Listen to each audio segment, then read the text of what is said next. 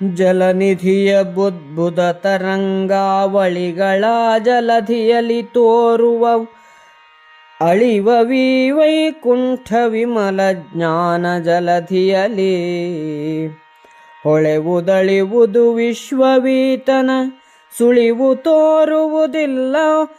ಮಾಯಾಲಲನೆ ಇಕ್ಕಿದ ಮದ್ದು ಜೀವರಿಗೆಂದನ ಭೀಷ್ಮ.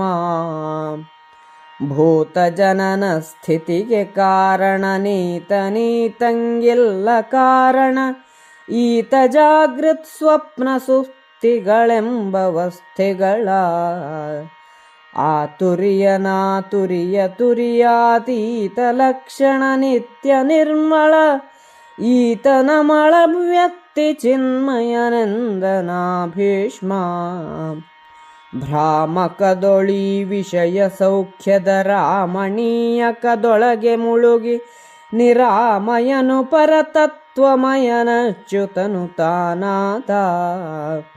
ಈ ಮುಕುಂದನ ಮರೆದು ಕರ್ಮ ವಿರಾಮದಲ್ಲಿ ಕುದಿದವರು ಮಾಯಾ ಕಾಮಿನಿಯ ಕೈಮಸಕದಲ್ಲಿ ಮರುಳಾಗದಿರರೆಂದ.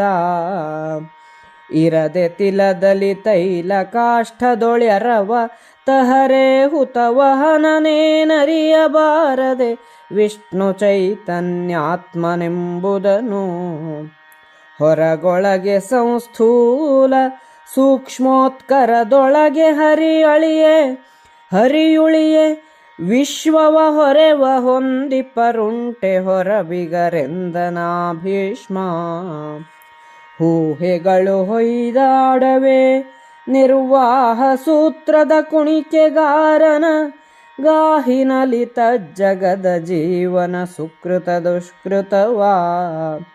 ಓ ಹರಿಕೆಯಲಿ ತಂದು ಭವದಲ್ಲಿ ಸೋಹಿ ಸುಳಿಸುವ ನೀಚರಾಚರ. ಜೋಹವಿದು ನಿಜ ಲೀಲೆಯೀ ಹರಿಗೆಂದನ ಭೀಷ್ಮ. ಸಮುದ್ರದ ಅಲೆಗಳು ನೀರ್ಗುಳ್ಳೆಗಳು ಸಮುದ್ರದಲ್ಲಿಯೇ ಕಾಣಿಸಿಕೊಂಡು ಲಯವಾಗುತ್ತವೆ. ಹಾಗೆಯೇ ಶ್ರೀಕೃಷ್ಣನೆಂಬ ಜ್ಞಾನ ಸಮುದ್ರದಲ್ಲಿ ವಿಶ್ವವು ತೋರಿ ಲಯವಾಗುತ್ತದೆ.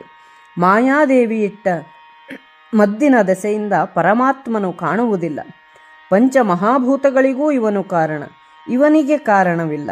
ಎಚ್ಚರ, ಕನಸು, ಗಾಢ ನಿದ್ರೆಗಳೆಂಬ 3 ಅವಸ್ಥೆಗಳನ್ನು ಗಣಿಸಿದರೆ ಇವನು ಸಹಜವಾದ 3 ಅವಸ್ಥೆಗಳಲ್ಲೂ ಬೇರಾಗದ 4ನೆಯ ಅವಸ್ಥೆ ತುರಿಯಾವಸ್ಥೆಯನ್ನು ಮೀರಿದವನು. ನಿತ್ಯನು, ನಿರ್ಮಲನು, ಶುದ್ಧ ಅರಿವಿನ ರೂಪದವನು ಎಂದು ಭೀಷ್ಮನು ಹೇಳಿದನು. ವಿಷಯ ಸೌಖ್ಯದ ರಮಣೀಯ ಭ್ರಮೆಯಲ್ಲಿ ಮುಳುಗಿ ನಿರಾಮಯನು, ಪರತತ್ವಮಯನು, ಅಚ್ಯುತನೂ ಆದ ಶ್ರೀಕೃಷ್ಣನನ್ನು ಮರೆತು ಕರ್ಮದಲ್ಲಿ ಕುದಿಯುವವರು ಮಾಯಾದೇವಿಯ ಕೈಮದ್ದಿನಿಂದ ಹುಚ್ಚು ಹಿಡಿಯದೇ ಇರುವವರಲ್ಲ. ಎಳ್ಳಿಗೆ ಎಣ್ಣೆಯನ್ನು, ಕಟ್ಟಿಗೆಗೆ ಅಗ್ನಿಯನ್ನು ಯಾರೂ ಎರವು ತರುವುದಿಲ್ಲ. ಎಣ್ಣೆ ಇರುವುದೇ ಎಳ್ಳಿನಲ್ಲಿ. ವಿಷ್ಣುವು ಚೈತನ್ಯಾತ್ಮನೆಂಬುದನ್ನು ತಿಳಿಯಲಾಗುವುದಿಲ್ಲವೇ? ಹೊರಗೂ ಒಳಗೂ ಸೂಕ್ಷ್ಮದಲ್ಲೂ ಸ್ಥೂಲದಲ್ಲೂ ವಿಷ್ಣುವನ್ನು ಬಿಟ್ಟು ವಿಶ್ವವನ್ನು ನಡೆಸುವ ಕಾಪಾಡುವ ಬೇರೆ ಯಾರಾದರೂ ಇರುವರೇ ಎಂದು ಭೀಷ್ಮನು ಹೇಳಿದನು. ಸೂತ್ರಧಾರನ ಕೈಯಲ್ಲಿರುವ ಹಗ್ಗದ ಕುಣಿಕೆಯ ಹಿಡಿತಕ್ಕನುಸಾರವಾಗಿ ಗೊಂಬೆಗಳು ಕುಣಿಯುವುದಿಲ್ಲವೇ?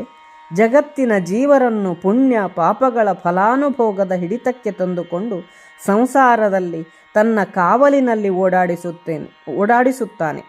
ಚರಾಚರ ಜಗತ್ತಿನ ಈ ವೇಷವು ಶ್ರೀಕೃಷ್ಣನ ಲೀಲೆ ಎಂದು ಭೀಷ್ಮನು ಹೇಳಿದನು.